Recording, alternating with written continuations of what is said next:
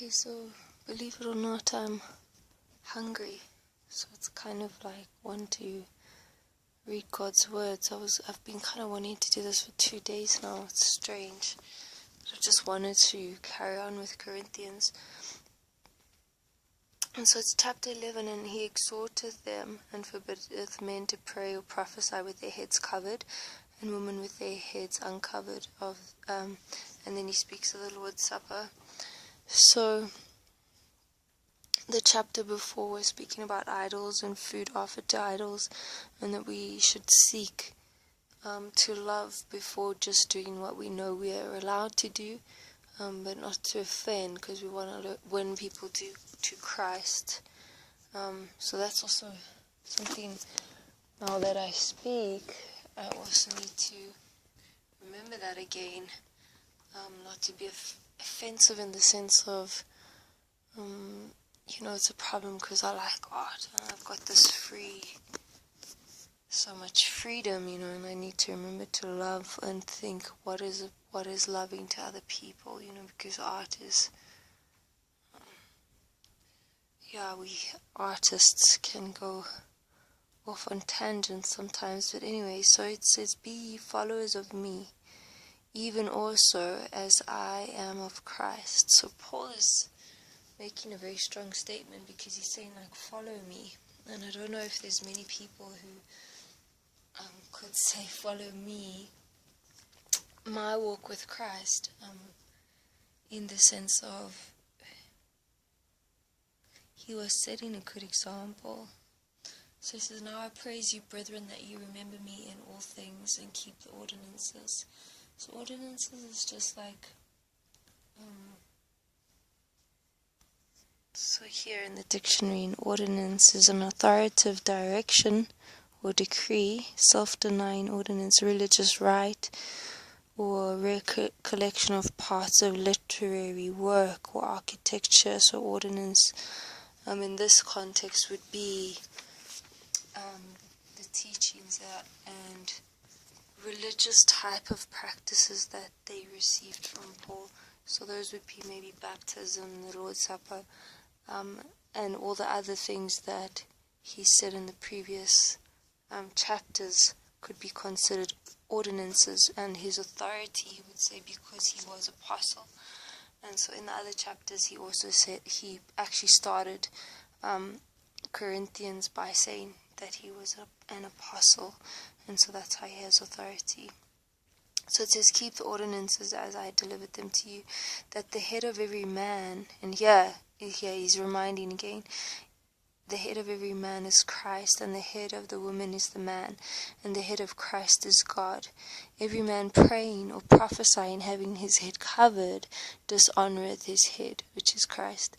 But every woman that prayeth or prophesieth with her head uncovered, dishonoureth her head, for that is even all one as if she were shaven. So somebody said, I don't know if it's true or not, I'd have to look it up, that sometimes women would shave their heads when they were for some kind of religious rite that was for idolatry or something in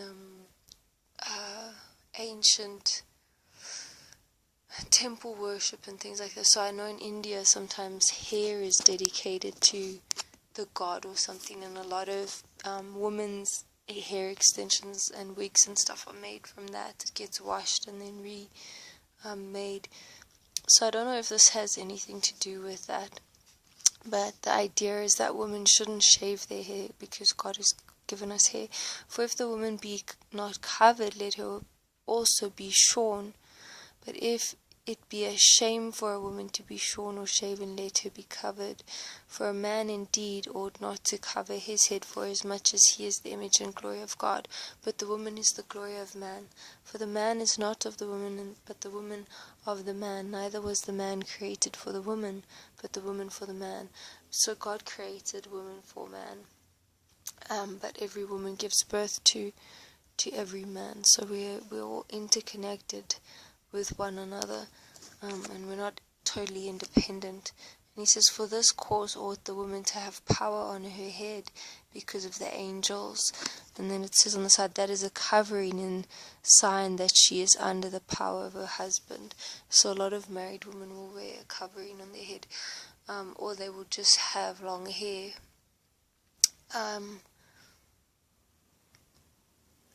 It's a strange thing. Yeah, okay, I won't elaborate on that. Nevertheless, neither is the woman without, for the woman is of the man. Judge in yourselves, is it comely that the woman pray unto God uncovered? Doth not even nature itself teach you that if a man have long hair, it is a shame unto him? So on the side, it's just got effeminacy. So it's like, you've got certain people in the Bible who had long hair like Samson and stuff like that, but it's effeminate, so to say, in the sense of, people like Absalom had long hair as well, so I don't know. That's just what he says. I can't really say anything about it, but if a woman have long hair, it is a glory to her, for her hair is given her for a covering. But if a man seem to be contentious, even we have no such custom, neither the churches of God. So the idea is not to, it also speaks of a veil here, so we're not supposed to fight about this. It's not really a big issue. I think long hair was in fashion, or is in fashion in certain circles today. I think some of the new age people, men have long hair. But I think that's, to be honest with you, I don't really have an opinion about it. Yeah, I don't know. Anyway, I think men need to figure that out. Now in this that I declare unto you, I praise you not, that ye come together, not for the better, but for the worse. For first of all, when you come together in the church, I hear that there be divisions among you, and I partly believe it.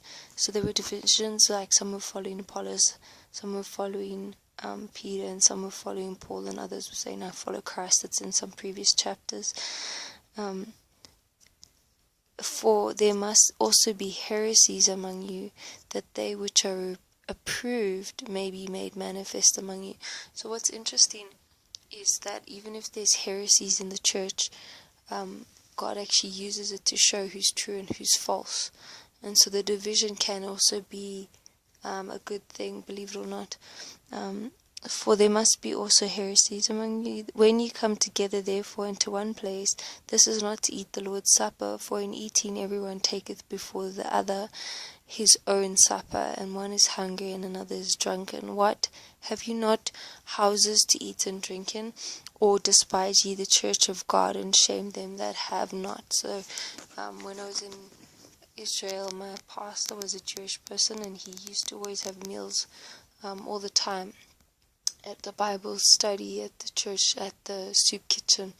And then there was also a specific Lord's Supper. And the idea is that if people don't have the church, they can go and they can have a communal meal with other members.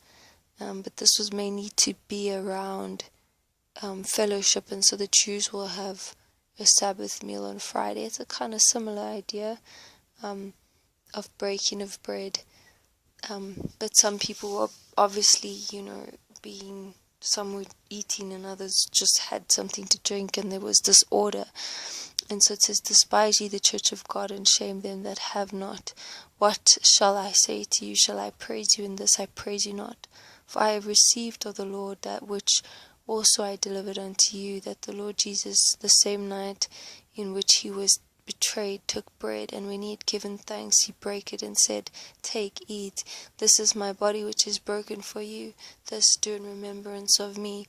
After the same manner also he took the cup, when he had supped, saying, This is the cup of the New Testament in my blood. This do ye as oft as ye drink it in remembrance of me. For as often as ye eat this bread and drink this cup, ye do shew the Lord's death till he come. For whosoever shall eat this bread and drink this cup of the Lord unworthily shall be guilty of the body and blood of the Lord. But let a man examine himself, and so let him eat of that bread and drink of that cup. For he that eateth and drinketh unworthily eateth and drinketh damnation to himself, not discerning the Lord's body. For this cause many are weak and sickly among you, and many sleep. For if we would judge ourselves, we would not be judged.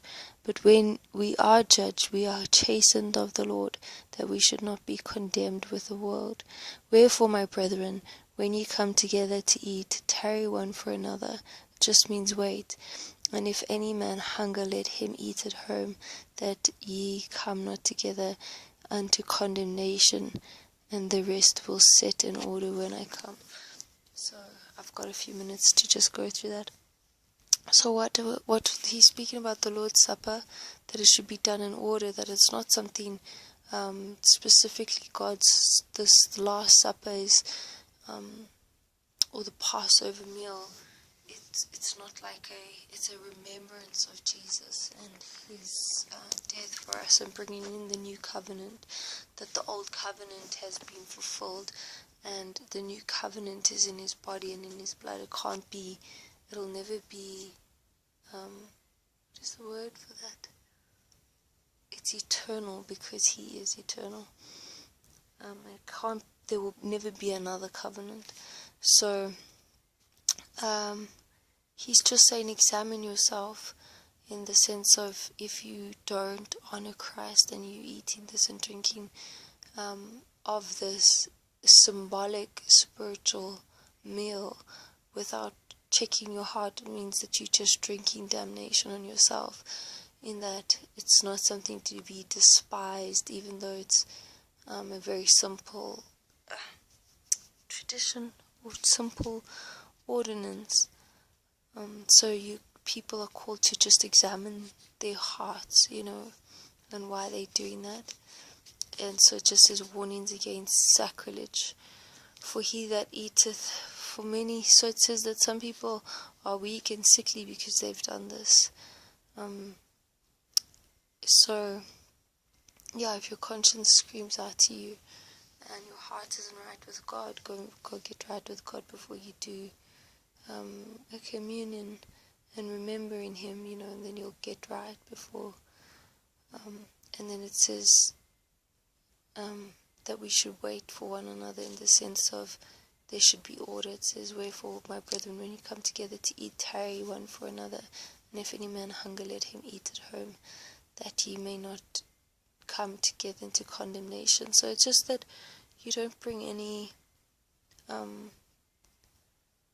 don't do bad, especially there must be order and stuff like that, especially in such a meal. So let's talk about the testament. The testament is a legal, what do you call that? It stands legally. So the Bible is a legal document, basically, and it contains the law, and everyone broke the law, and therefore the penalty is death. And so Jesus brought in a New Testament, and it's a testament of faith, and we're saved by grace in this testament. There's no more law in the testament, because it's proven that we couldn't keep the law. And so sin came in because of the law. When there's no law, there's no sin. So in the New Testament, we're not condemned anymore, because there isn't a law. Our conscience might speak to us, and we can go to God, but it's not the same as the Old Testament. Thou shalt do this, thou shalt not do that. You were just called to love, and so it's a, we know what it is to love, because Jesus gave the example. And so the New Testament is a legal document without law. It says, and it's not that it's lawless, but it's called, it's his body and it's his blood that was broken for us. And so that's basically what we remember, and that changes our whole perspective as to how we live and how we treat one another, in that Jesus laid down his life to save us, and it says we ought to do that for one another. So my time is up. I had to be quick there.